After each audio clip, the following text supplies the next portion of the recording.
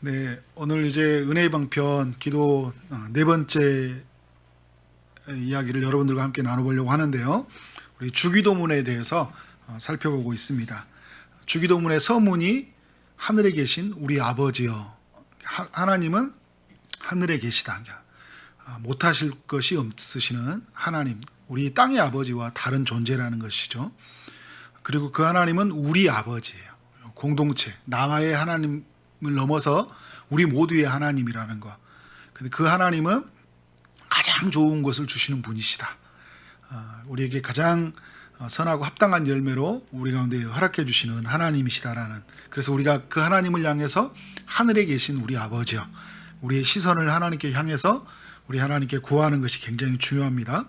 첫 번째 기도는 이름이 거룩히 여김을 받으시오며 라는 기도인데, 하나님의 이름 속에는 모든 것이 다 담겨 있다고 했어요. 그의 인격, 그의 사역, 하나님이 가지고 있는 모든 속성이 그 이름 속에 다 담겨 있어요.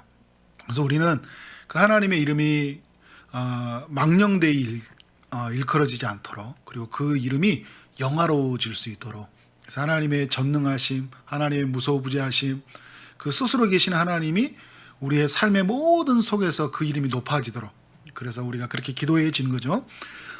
그리고 두 번째 기도가 나라가 임하옵시면인데, 그 나라가 뭐예요? 우리가 들어갈 나라면서 또 모두가 함께 들어갈 나라잖아요.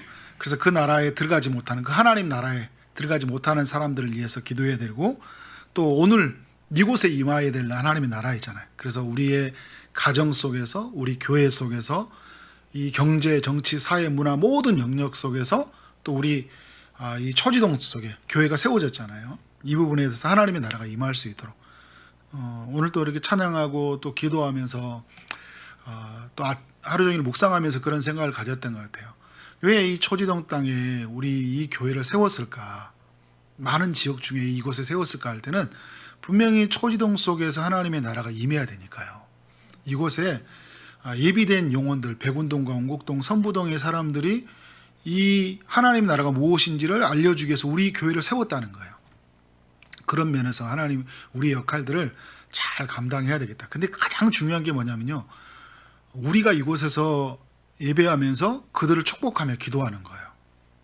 그래서 이 기도의 장소는 우리 이곳에 있는 사람들이 와서 기도해야 할 장소이면서 우리가 이곳에서 각 사람들이 하나님의 나라가 임할 수 있도록 기도하는 게 너무나 중요하다라는 생각이 들어요. 그래서 지금 임해야 될 나라예요. 그리고 이곳에 임해야 될 나라면서 또 어떤 나라예요? 장차 하나님이 임할 나라. 그 나라는 뭐예요? 주님이 오셔야지만 완성되는 나라잖아요. 그래서 주님 속히 오시옵소서라는 마음으로 우리가 한편에서는 최선을 다해서 하나님 나라를 임하도록 기도하고 전도하며 힘쓰면서 주님이 빨리 오셔서 하나님 나라를 이룰 수 있도록, 그래서 그 하나님 나라가 임하옵시며라는 이 기도 속에는 어마어마한 기도가 담겨 있다는 거죠. 세 번째 기도는 뜻이 하늘에서 이루어진 것 같이 땅에서도 이루어지다. 하늘의 모든 천사들이 하나님의 뜻에 복종했듯이 예수님도 그 뜻에 복종하고 이 땅에 오셨듯이 이 땅에서도 어떻게 한다는 거예요? 하나님의 믿음의 백성들이 하나님의 뜻에 복종하고 살아가야 된다. 그래서 들려오는 말씀에 우리에게 또 요구하시고 또 계속적으로 우리에게 처음부터 약속해 주신 그 하나님의 뜻에 어떻게 하는 거예요? 계속적으로 순종하며 나아갈 수 있도록. 그래서 계속적으로 우리를 쳐서 복종시키고 계속 어떤 기도를 하는 거예요? 하나님의 뜻에 맞추어주는 기도를 하는 거예요. 처음에는 우리의 뜻으로 시작했는데 무엇으로 끝납니까? 하나님의 뜻으로 끝나는 그런 기도가 돼야 된다. 그래서 우리의 기도의 그런 첫 번째, 두 번째, 세 번째, 그리고 서문의 기도가 이 기도는 어떤 기도냐면요, 하늘을 향하는 기도예요. 그렇잖아요. 하나님의 이름, 하나님의 나라, 하나님의 뜻, 그죠? 하늘에 계신 그 아버지께 구하는 그 기도는 하나님을 향하면서, 이제 네 번째 기도는 뭐냐면 오늘 이제 우리를 향한 기도들이에요. 그래서 기도를 그렇게 나누면 됩니다. 소요리문답 104번째 질문, 넷째 기도에 우리가 무엇을 구하는가 할 때 단문 같이 읽어보도록 하겠습니다. 시작.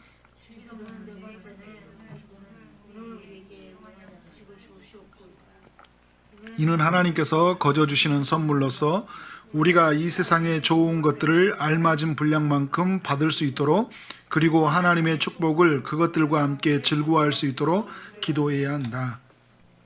아멘. 네.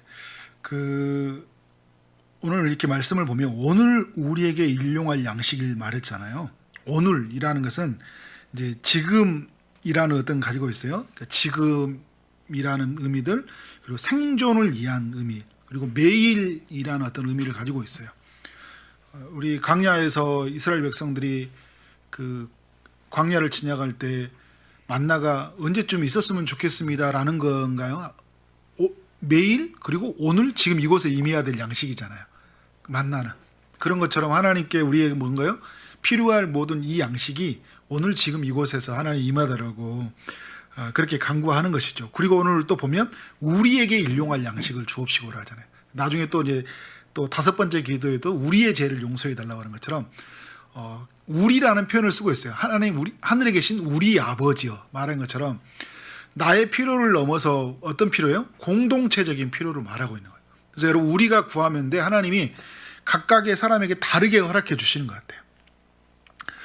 이제 뭐 간사님에게 주시는 것들이 있고 정선아 집사님에게 주시는 것들이 있죠. 그래서 서로 다른 건데 어떻게 돼요? 서로가 필요한 것들을 먹고 또 나누면서 또 나누는데 그게 어떤 사람에게는 굉장히 필요했던 것들이 보게 되는 거예요. 그래서 두 개를 주면 이게 다 독식하게 해서 준 것이 아니라 누군가에게 필요한 것을 하나님이 나에게 주셨다라는 마음으로. 그래서 하나님의 사랑이 무엇인지 공동체 지체를 통해 필요를 허락해 주신 거예요.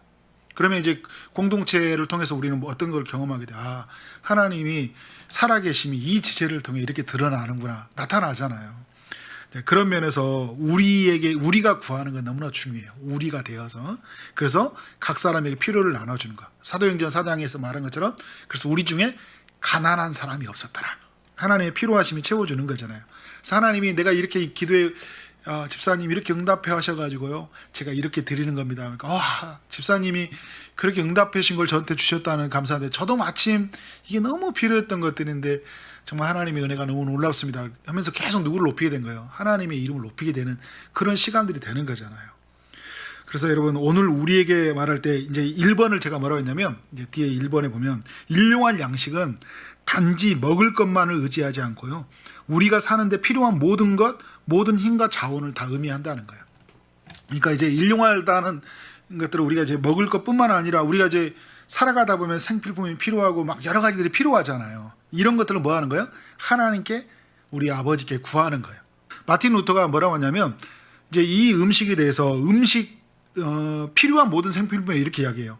의복과 집, 그리고 정원, 경작지, 가축, 돈, 재산, 그리고 올곧은 배우자와 아이들, 착한 식솔들, 강직하고 신실한 통치자, 좋은 정부와 날씨, 평화, 건강, 품격, 명예, 좋은 친구, 신실한 이웃 등 이 모든 것이 다 일용할 양식이 구하는 것이다. 이게 우리 삶에 필요한 것들이잖아요. 좋은 날씨를 구하는 것은 농사 짓는 사람들에게는 너무 필요한 것이잖아요. 그래서 오늘 좋은 날씨를 주옵소서라고 하는 기도는 하나님 앞에서 온전한 기도예요. 그리고 좋은 친구 만날 수 있도록 기도하는 것들. 그런데 여러분 좋은 친구를 만나 기도하는 것들이 중요한데 우리 자녀들이 좋다고 생각하는 친구만 어울리게 하는 그런 기도는 아니죠.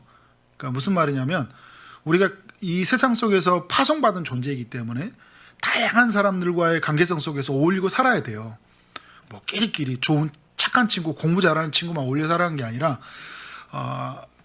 그렇게 여러분 이제 그런 어떤 것들만 위해서 기도하는 것들은 아니에요. 그죠? 근데 우리가 뭐냐면 자녀가 예를 들어서 좋은 동역자를 만나서 뭐 다윗과 요나단처럼 그렇게 살아가는 어떤 동역자를 구하는 기도가 필요하고 또 이 자녀가 파송받은 자로서 마땅히 섬기고 살아가는 이런 어떤 기도가 같이 어우러지는 거잖아요.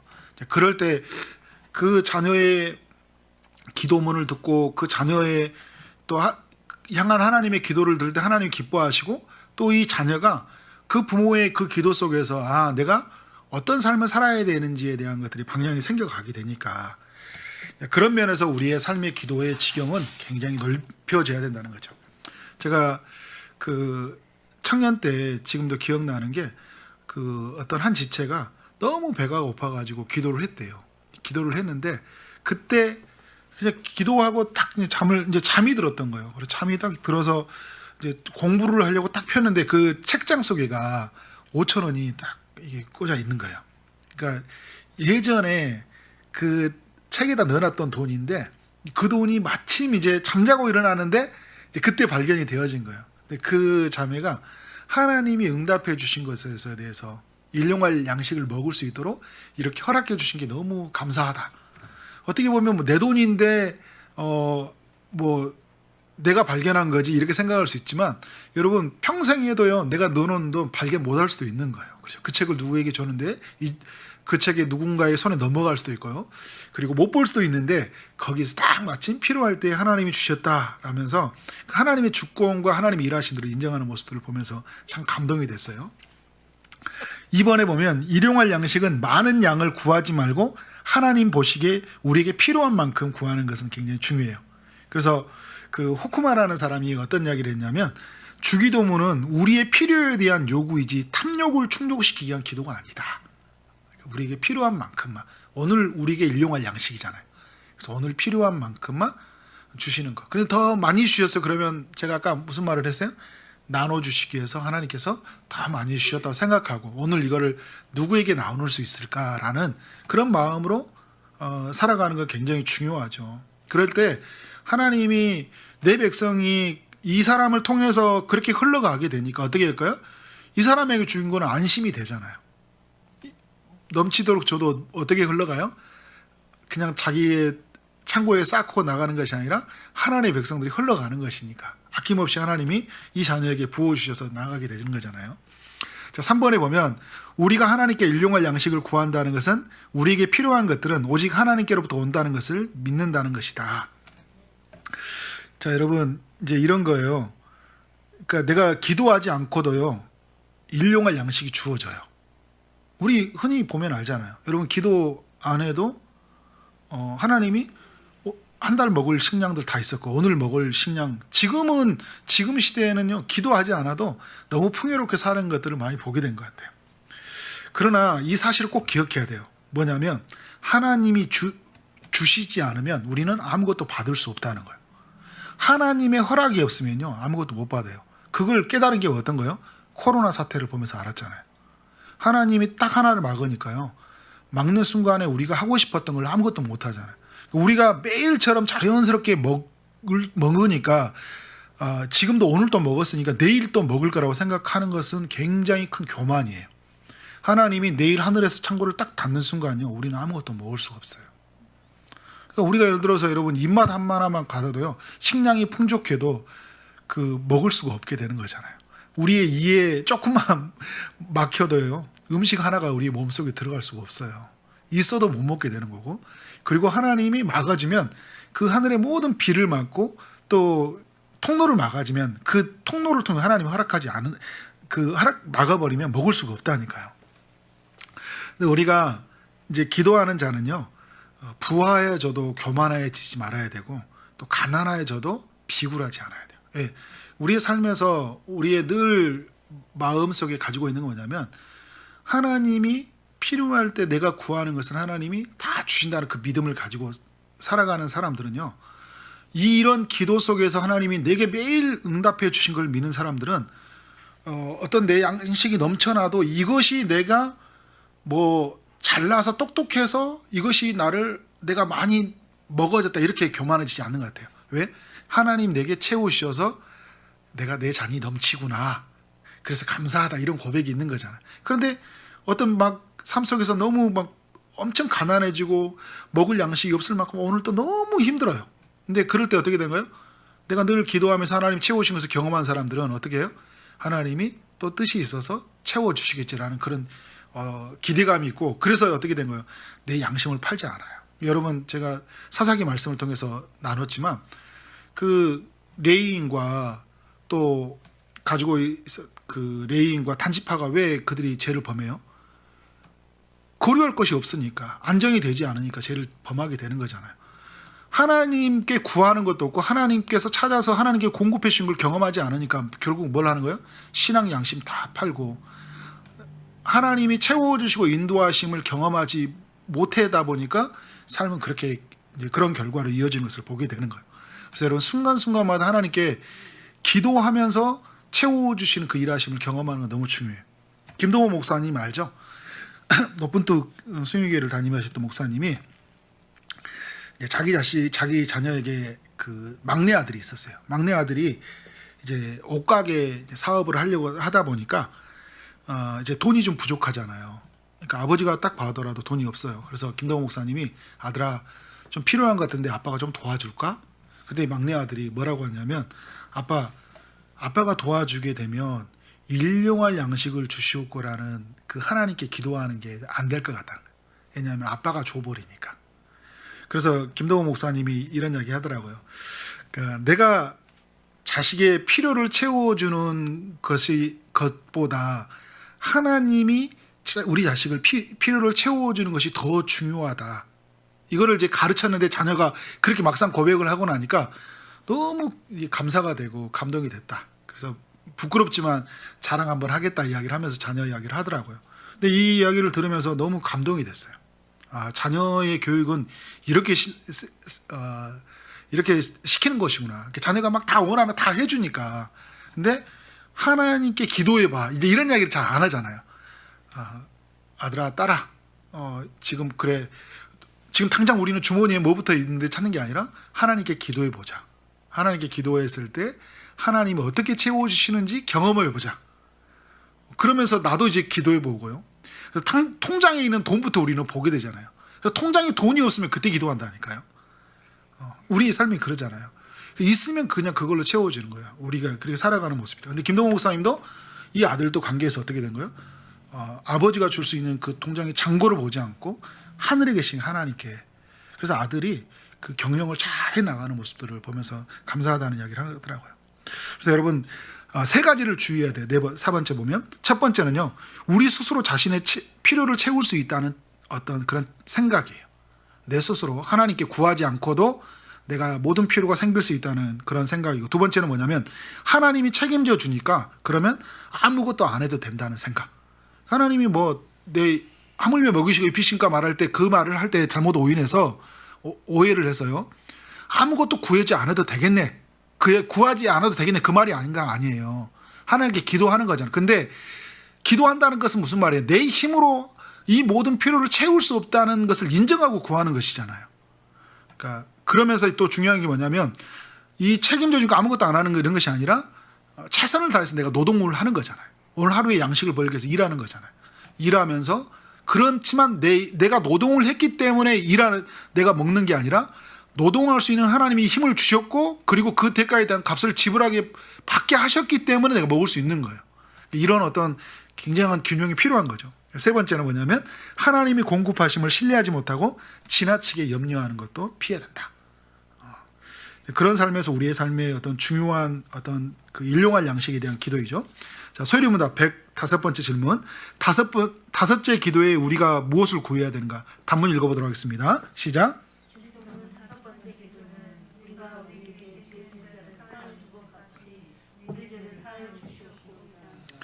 이는 그리스도로 인해 하나님께서 은혜를 베푸사 우리의 모든 죄를 용서해 달라는 기도이다. 우리가 하나님의 은혜로 다른 사람의 죄를 진심으로 용서할 수 있었기 때문에 더욱 담대하게 간구하는 것이다. 네. 다섯 번째 기도는요, 우리의 모든 죄를 값없이 용서하기를 간구하는 기도예요. 그러니까 우리의 죄에 대한 용서를 이제 구하는 기도. 이렇게 쉽게 말하면 정리할 수 있는 거죠. 6번에 보면 매일 일용할 양식을 구해야 하듯이 매일 매 순간 죄에 대해서 하나님께 용서를 구해야 된다. 그러니까 매일 매 순간 하나님께 죄에 대한 용서를 구해야 돼요. 그러니까 매일의 양식처럼 매일의 제사함이 필요한 거예요. 우리도 밥 못 먹으면 막 엄청 힘든 사람들 있잖아요. 어떤 분은 금식 기도를 전혀 못해요. 왜냐하면 밥 먹는 거에 대해 너무 힘들어하니까. 그런데 여러분 그런 것은 되게 목숨 걸고 이야기하는데 죄의 문제는 우리가 그냥 넘어가 버릴 때가 많이 있잖아요. 막 이건 내일 회개에 대한 어떤 그런 긴급성, 중요성 이런 것들에 대해서 우리가 많이 이렇게 묵인하고 살아갈 때가 굉장히 많이 있어요. 자, 7번에 보면 우리는 법적으로는 의인이 되었지만 성품은 옛사람의 죄인의 모습이 많이 남아 있어요. 그렇죠? 그렇기 때문에 우리는 지속적으로 옛사람을 죽이는 삶을 살아야 된다. 매일 우리는 죽어야 돼요. 십자가 앞에서. 매일 우리는 십자가 앞에서 우리 정과 육을 못 박아야 돼요. 나는 날마다 죽노라. 사도 바울이 말한 것처럼. 우리는 매일 하나님 앞에 가서 우리의 죄들을 고백하고 그래서 그 죄로부터 우리 자신이 용서함을 받고 그래서 자유함을 얻는 그런 삶이 우리 가운데 이루어져야 한다. 그 순간순간마다 하나님께 막 미움의 감정 또 여러 생각이나 모든 관계성 속에서 일어나는 모든 일들을 기도하고 나간다는 거예요. 여러분 기도할 때 보면 우리가 기도의 영역을 보면 우리가 대신, 대하 기쁨의 동산교에서 김광희 목사님 자주 이야기하는 거잖아요. 이 세 가지 부분에서 다 회개의 기도가 나와요. 하나님께 대하여 내가 하나님을 더 사랑했던 것이 무엇인지 그 뜻에 복종하지 못했던 것이 무엇인지 정말 하나님의 말씀에 온전히 내가 가까이 가지 못했던 것들을 하나님께 대한 채 그리고 나에 대한 것 내가 안목의 정욕, 육신의 정욕, 이생의 자랑을 따라 살아갔던 내 안에 있는 모습은 무엇인지 내 안에 깊은 내면 속에 가지고 있는 어떤 욕망이 무엇인지 무엇이 나를 붙잡고 있는지 끊임없이 나를 못 박는 거잖아요. 그리고 어떻게 보면 거예요? 타인과의 관계성 속에서 미워하는 마음들이잖아요. 관계가 꼬여있는 것들에 대해서 내가 함부로 말했던 것에 대해서 행동했던 것들에 대해서 어떻게 된 거예요? 하나님의 자비와 용서를 구한다는. 그래서 그 갈라디아서나 에베소서 성경을 보면 죄에 대한 목록이 나오거든요. 그런데 다 목록이 대신 대와 관련돼 다 돼 있어요. 우상숭배, 뭐 어떤 간음하는 거, 미워하는 거, 시기하는 거 다 연결돼 있어요. 이제 그런 부분에서 하나하나 하나님께 아뢰면서 주님, 제가 이런 죄를 범했습니다. 아직도 저는 이런 상태에 있다는 것들을 어떻게 되는 거예요? 늘 하나님께 진심과 전심을 가지고 기도하는 것은 너무나 중요하다는 거죠. 자, 8번에 보면요. 죄의 문제를 해결할 때 세 가지를 피해야 된다. 제가 이렇게 서유르면 때도 이야기했던 건데 다시 한번 정리했던 거예요. 첫 번째는 뭐냐면 사람들과 비교를 통해 자유를 얻으려는 태도예요. 회개하지 않고. 그러니까 뭐냐면 아유, 난 저 정도 저 집사님보단 난 잘 살잖아. 난 예배도 잘 드려. 난 저렇게 말하진 않아. 난 저렇게 나는 그래도 꾸준하게 정기적으로 헌금도 하고 잘 살잖아. 이렇게 살아가면서 저 사람하고 나하고 비교하면서 상대적인 의로움을 갖는. 이게 어떤 기도예요? 바리새인의 기도예요. 그러니까 하나님께 자기를 자랑하는 기도를 하고 있는 거죠. 자랑하지만 어떻게 된 거예요? 자기에 대한 죄를 전혀 알지 못하는 그런 상태가 되는 거잖아요. 사람들과 비교해서 자유를 얻는 것들은 안 돼요. 그렇기 때문에 막 내 안에서 죄에 대한 피 어린 회개가 없다? 하나님 앞에 서야 되는 거잖아요. 말씀 앞에 비쳤을 때는 여지없이 나는 죄인 중에 개수가 되는 거잖아요. 오라 나는 공고한 사람이다. 이 사망에서 누가 나를 건져낼 수 있느냐 하면서 그 죄에 대한 비참한 상태를 가야지만이 그 깊은 골 속에서 하나님의 은혜가 하나님의 큰 나를 건져주시는 은혜가 얼마나 큰지를 경험하게 되는 거죠. 자, 두 번째는 뭐냐면 시간으로 해결하려는 태도예요. 여러분 우리가 이제 시간으로 해결한다는 게 보면 이게 내가 경험이 쌓여요. 신앙생활 하다 보니까 처음에는요. 오늘 내가 죄의 문제를 견딜 수가 없어서 늘 하나님 앞에 섰거든요. 근데 어느 순간에 보니까 죄를 회개하지 않아도 잘 살아. 이게 문제야. 단지파가 그 레이지파 사람에게 구해도 하나님의 뜻이 막 응답돼 버리게 이게 문제인 것처럼요. 내 안에서 해결을 하지 않았는데 어떤 문제가 큰 일이 다 탈로도 안 나고 뭐 내 안에서 뭐가 이렇게 좀 안 돼야 되잖아요. 그러면 참 정신이 바짝 들을 텐데 막 잘 돼. 그러면 어떻게 된 거예요? 이게 내가 굉장히 이제 내 영혼은 피폐해지고 굉장히 병들어지고 굉장히 위험해지는 요소가 쌓이는 거죠. 이제 그래서 여러분 시간으로 해결하려는 거. 시간이 지나면서 그걸 치유책으로 만들어 보려고 하는. 그러니까 보니까 이제 요령이 생긴 거죠. 신앙의 요령. 아, 좀 지나니까 괜찮아지더라. 좀 조금만. 그러니까 그러면서 하나님께 정말 엎드리지 않는 모습들이 되다 보니까 신앙생활 하다 보니까 여러분 회개에 대한 의침이 없어요. 그러니까 어떻게 된 거예요? 막 목회자들이 막 교회에서나 어떻게 막 회개 이야기해도 할 기도가 없어요. 왜? 평상시에 회개에 대한 기도, 회개에 대한 어떤 것들이 없었으니까. 그리고 뭐가 있냐면 내 안에서 어떤 치유책이 많이 있는 거예요. 죄를 뛰어넘는 삶의 요소들이 많이 있으니까 이건 뭐 그렇게 중요하지 않는 거죠. 자, 세 번째는 뭐냐면 사소한 것은 괜찮다. 그러니까 막 말하고 이런 생각, 이런 말 들키지 않으면 괜찮다. 그래서 11계명이 사람들이 만들었잖아요. 이건 성경에 있는 이야기가 아니라 우리 주변에 있는 사람들이 말하는 거예요. 들키지 마라. 그러니까 들키지 않으면 괜찮은 거예요. 그리고 12번째 계명도 만들었대요. 큰 소리 쳐라. 발 빼매고 큰 소리 쳐라. 난 아니다고. 그러면 사람이 넘어가는 거잖아요. 근데 사람들이 만드는 거예요. 그건 뭐냐면 또 이런 중에 사소한 것은 괜찮다. 그러니까 사소한 것은 회개하지 않잖아요. 그러니까 우리 마음속에 막 가지고 있는 생각들 이런 것들에 대해서 회개하지 않아. 일용할 양식, 뭐 콩나물이고 시금치고 할 것 없이 다 뭐 멸치까지 다 주워 먹으면서 있잖아요. 그죠? 내 안에 있는 가벼운 것들 그런 거 다 먹으면서 근데 콩알 한쪽까지 다 먹잖아요. 내 안에 있는 거 어때요? 그 작은 죄 하나까지도 부딪히면서 나가는 것들. 죄에 대해서 민감하면 민감할수록 더 좋은 거라고 이야기해요. 믿음의 선배들이. 민감하면 민감할수록 더 좋은 거라. 우리의 영혼에 더욱 유익하다고 이야기해요. 아까 제가 말한 멸치 하나가 먹어도 더 유익한 것처럼 죄에 대해서 하나하나 이야기하는 것들도 더 거기에 대해서 민감하고 그렇지만 이 문제를 다른 걸로 해결하는 게 누구로 해결하려고요? 하나님께로 해결하려는 것은 굉장히 중요하다는 거죠. 그래서 여러분 회개하지 않으면요, 회개하지 않으면 어떻게 되냐? 하나님 징계가 있죠. 징계가 없으면 사생자라고 했어요. 그러면 둘 중에 하나예요. 징계를 받을 것이고 또 하나는 뭐예요? 하나님께는 난 자가 아니겠죠. 회개하지 않은데 그대로 내버려뒀다? 하나님께 난 자가 아니야. 하나님께 난 자는 뭐가 지금 하나님이 반드시 죄의 값에 대해서 징계를 하신다고 했는데. 그런데 여러분 지금 우리가 왜냐면 죄는 죄의 열매를 맺는다니까요. 제가 몇 주 전에 이야기했던 것처럼 죄 진멸하지 않으면요, 죄는 거대한 힘으로 다가와요. 골리앗이 다가옵니다. 지금 이번에도 여러분 삼손에 대한 이야기도 나눴지만 삼손이 가사에서 왜 갔어요?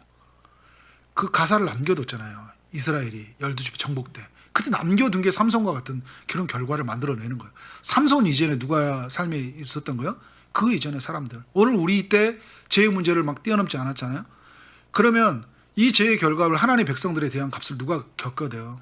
내 자녀들이 겪는다니까. 다른 사람이 고통을 겪어야 되는 거잖아요. 그러니까 우리의 그 죄를 해결하지 않았을 때, 회개하지 않고 나갔을 때는 그 죄가 죄의 열매를 겨도나니까 우리가 어떻게 돼요? 끝없이 하나님 앞에 우리의 죄를 고백하고 나아가는 것은 너무나 중요하다. 그리고 거대한 골리앗이 나와서 내 영혼을 엄청 큰 침체된 현상으로, 그리고 나를 거대한 삶으로, 세력으로 무너뜨려 버리는 그런 다가오니까, 여러분 알고 지은 죄, 모르고 지은 죄, 생각 속에서 관계 속에서 지은 죄, 이런 죄들, 또 우리 모든 부분에서 우리는 회개해야 된다. 후회만 하는 사람이 돼서는 안 돼요. 누군가를 탓하는 사람이 아니고 후회만 하는 사람이 아니라 나의 죄를 말씀으로 비춰서 하나님 드러났을 때 정말 하나님께 정말 내 그 삶의 영혼을 토해내면서 기도하는 우리의 삶이 되어지기를 주님의 이름으로 축원합니다. 아멘.